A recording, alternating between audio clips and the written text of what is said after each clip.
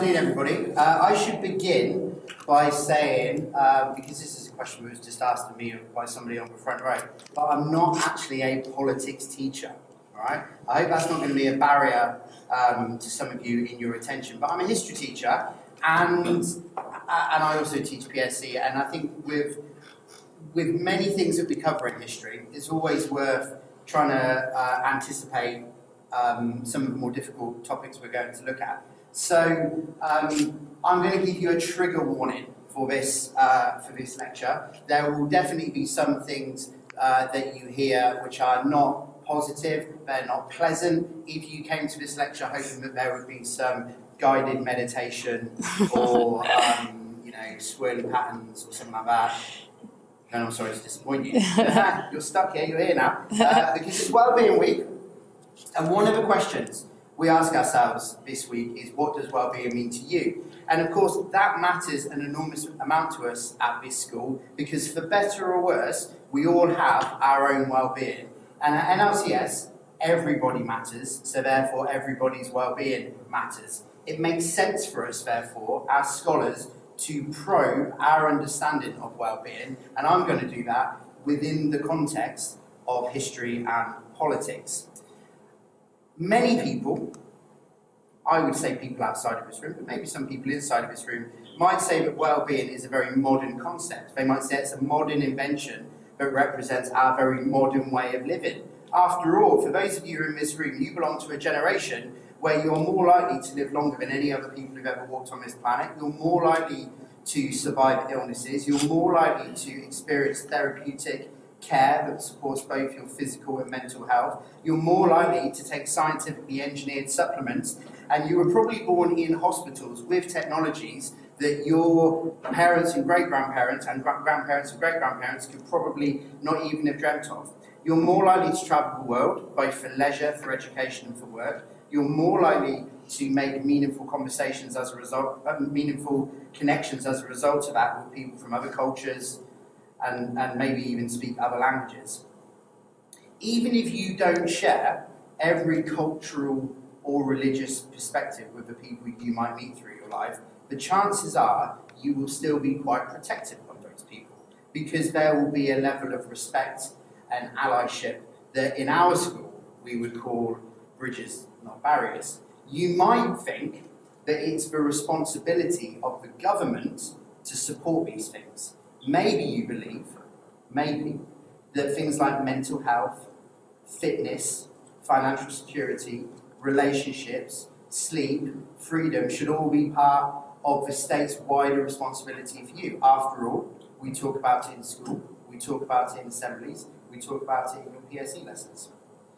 Like many young people, you might think your generation has got all of the answers. You might think that you are uniquely placed to solve the big environmental, financial, social problems of our day, and still have the sensitivity and the literacy to talk about mental health in a way that would be very difficult for people from other generations to imagine. But maybe there's also a nagging part of you that thinks it's all gone a bit too far. It's made us all a little bit too soft. Your generation's awareness, your wokeness, your very knowledge of things like well-being and mental health actually represents a kind of Achilles heel or a soft underbelly of modern humanity. If you think that, I think you can be forgiven for thinking that, because I think that there are influential people, thoughtful people, intelligent people who are flooding our airwaves or our social media with messages which are critical of young people today and their approach to well-being and mental health.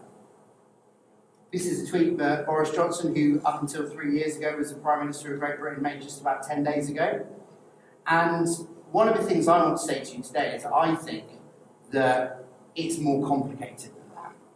I think if you were to look at some other political figures, let's take two political figures who Boris Johnson has spent his career celebrating and perhaps even impersonating.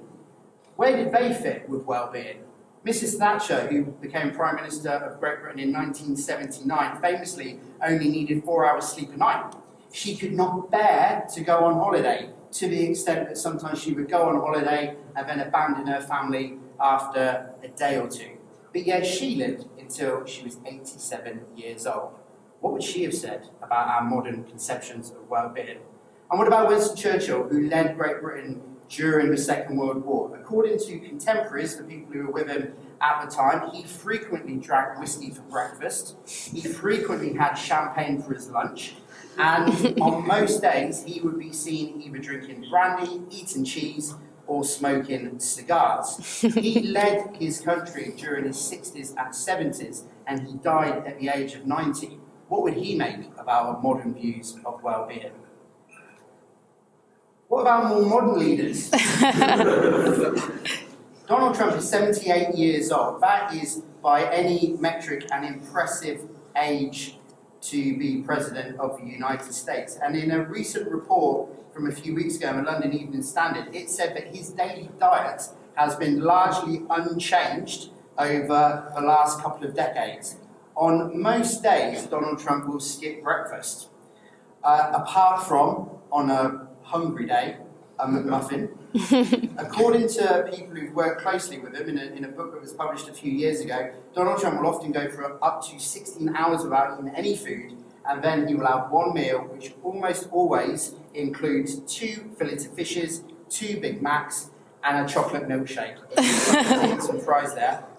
So he must have been, perhaps it was his birthday on that day. Donald Trump doesn't drink alcohol, he doesn't drink tea, he doesn't drink coffee, and he consumes almost only Diet Coke. Some people who've spent time with Donald Trump compare his diet to that of an 11-year-old's birthday party. So you can be forgiven for looking at all of this and say that, listen, politics and well-being don't mix. Politicians have busy lives when they're not surviving assassination attempts or fighting in wars or worrying about elections. They've got no time to think about their step count or their meditation app.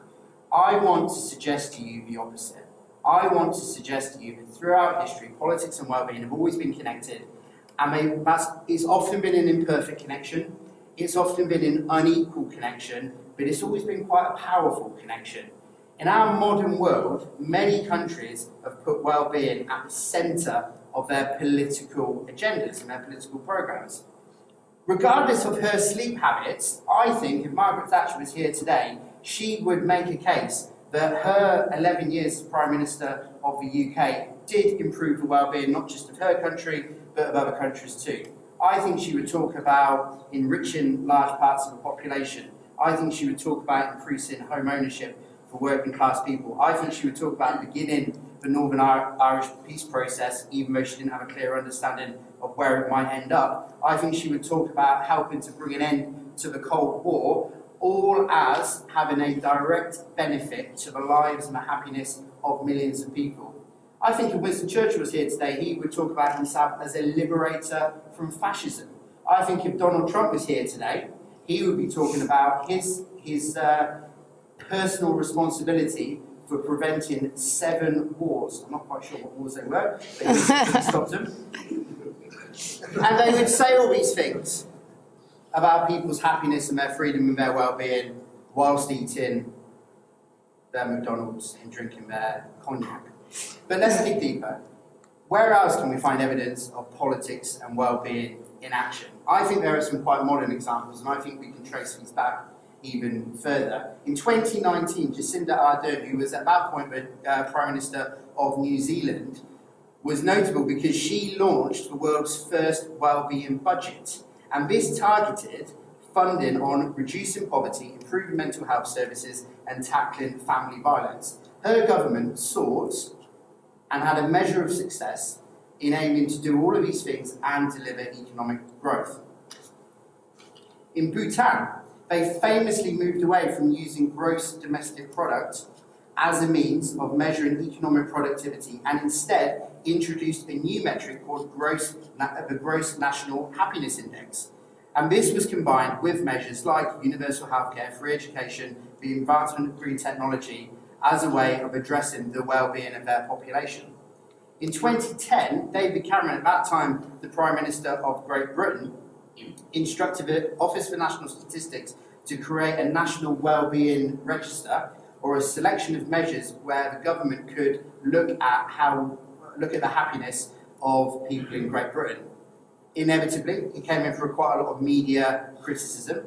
He was accused of being woolly, but he stood by his plans and pushed them forward, and argued that actually well-being should be front and centre of any political project in the modern world.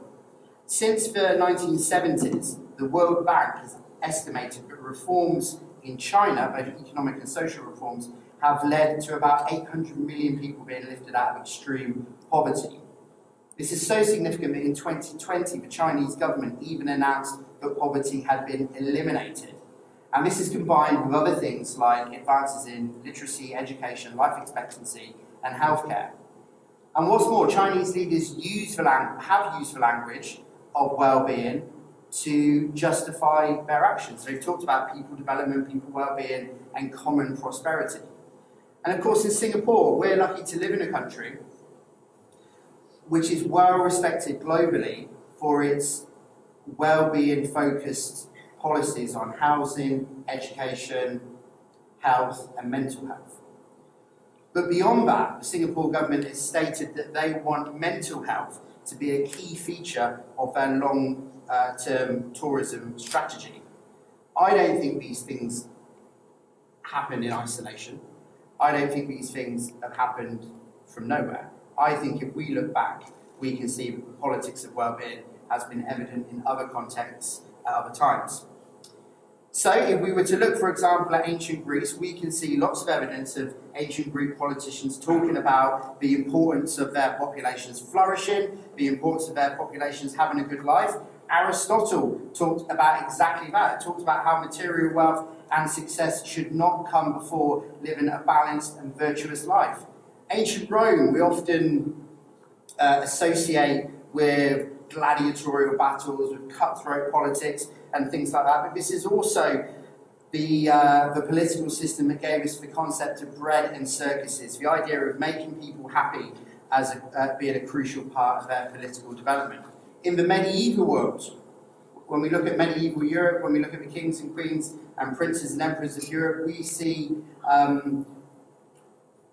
alms being given out, ALMS, as in money and goods being given out to the poor in order to support them. We see people like Queen Matilda in the 12th century opening public toilets in London in order to improve hygiene and well-being. If you're in grade 7, you've studied over the last few weeks the importance of some of these issues in the early imperial Chinese age. We've looked at also the links between Christianity and Islam and Buddhism, and we can see evidence of well-being ideas across different cultures and across different parts of the world. They are not talking about how much sleep you get at night.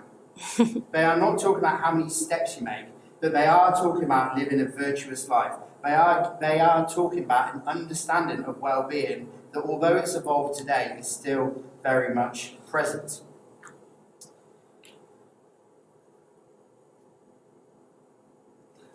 By the time we get to the more modern periods, we begin to see things like the Enlightenment that reframed well-being in a slightly different way, perhaps a less religious way. John Locke wrote about life, liberty, and property as natural rights. And of course, the US Declaration of Independence in 1776 famously promised life, liberty, and the pursuit of happiness as the cornerstones of their new American state. And that is significant in as much as no one had really said it quite like that before. People had thought it, but for a new country to establish this idea of bettering the lives of their people in such a way, that was highly significant.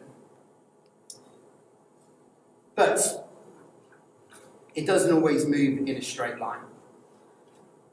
American standards of freedom of expression, freedom of choice, and of security look very different from European standards. It's partly why they have very different gun rules in somewhere like America compared to countries like where we live or in Europe. If we were to look at the industrial age, what we see there is we see a period of history where it's very difficult, a lot of the time, to see any sense that people cared about the well-being of their populations, where we see child poverty, child labour, and we see air pollution and all sorts ravaging the country. But eventually it stopped being like that. Eventually, for different reasons, political leaders began to recognise that having a filthy, unsafe set of living conditions wasn't conducive to having a constructive economy. In fact, it made it more likely that you might court danger, whether it be a revolution like the French had in the late 1700s, or the revolutions that took place in the mid-1800s in Europe. Once we get to the 20th century, the concept of well-being evolves again.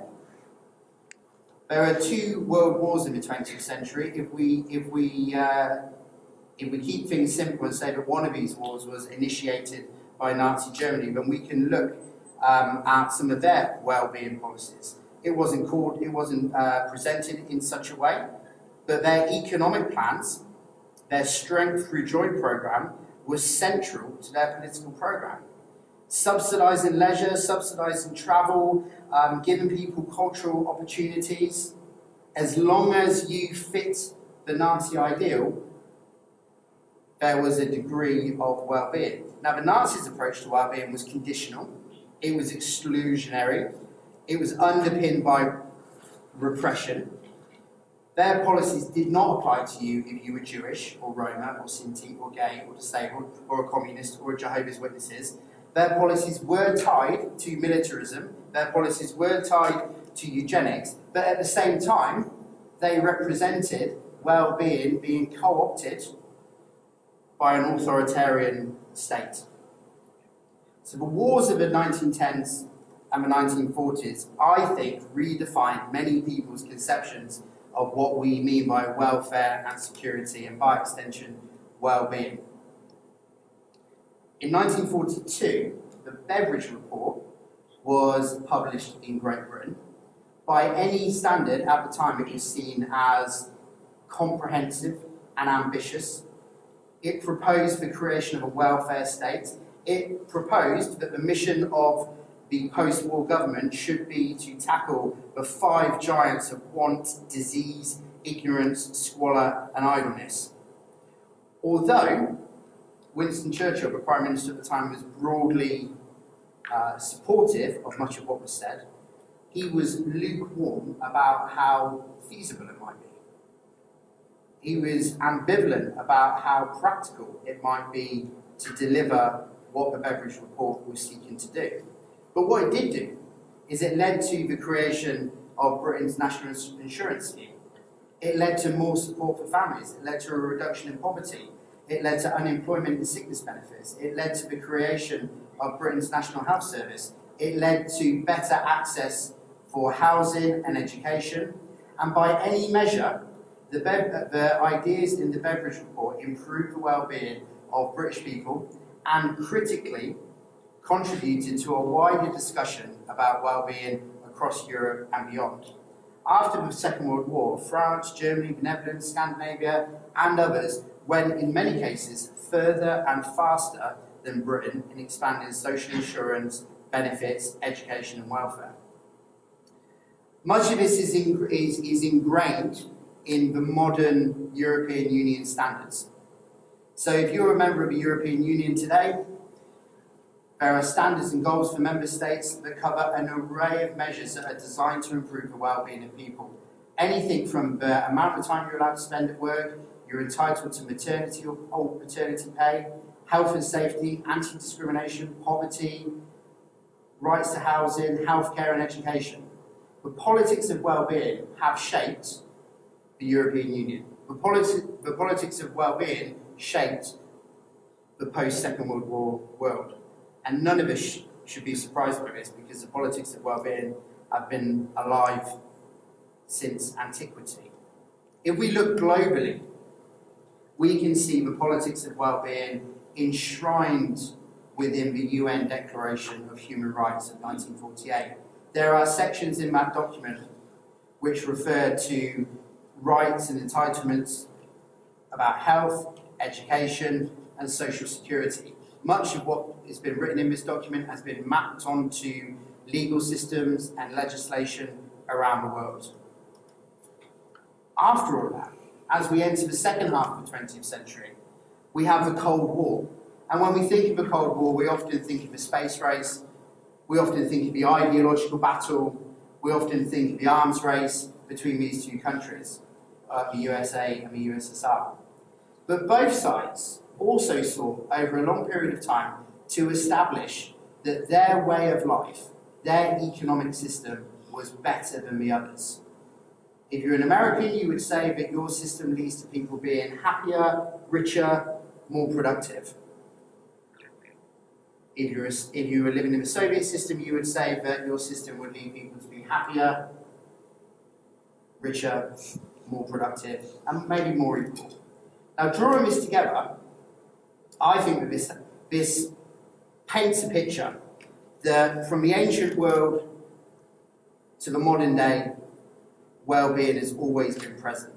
I think that if you look at the attitudes in the ancient world to a virtuous life and a civic responsibility, I think we can make a case that that has evolved into our modern day charitable sector. It's evolved into our modern day international aid sector. It's evolved into our modern day CAS program. Could we argue that the Enlightenment has established the principle across numerous societies that well-being is one of the basic rights that we're entitled to? Could we argue that we can see it in our health systems, in our clean air, and our government, and our insistence that people should live in decent accommodation? Is it fair to say that our public health system, our social attitudes, or our education system are a consequence of the politics and the change of the industrial age? Has the modern period shaped our perspective that well-being should be a basic economic, material, and mental right? Surely, when we look at this broad picture, and I know that what I've said to you is incomplete, I've been simplistic at times, I'm looking at the broad sweep of history, but I think that you can pick, I think if you look hard enough, you can pick examples that go beyond Singapore, Britain, New Zealand, and Bhutan. And you can find examples where the concept of well-being is very much integrated into our political structures and our political agendas around the world. I think that some of our political leaders might be doing all of this whilst at the same time depriving their bodies of sleep and nutritious food. I think that some of the language that our political leaders use, on the one hand, might be progressive in terms of well-being, might be dizzying in terms of ideas of freedom and prosperity and of service, but it can also, on the other hand, they could be using language which might denigrate to their enemies or excluding some people. If they are doing that, that makes them fit in with some of the historical examples we've seen. They might be using or perhaps manipulating the politics of well-being to legitimise their policies, to win elections or to stay in power. In other words, they might be doing what political leaders do all the time across a number of different areas. I think it's worth considering when we think about the politics of well-being. I think it's worth considering on a day like today that maybe, just maybe, our political leaders both today and in the past might be prioritising well-being, not for their narrow self-interest, not for their economic interest, but maybe, just maybe, they might also be trying to do the right thing. Thank you very much.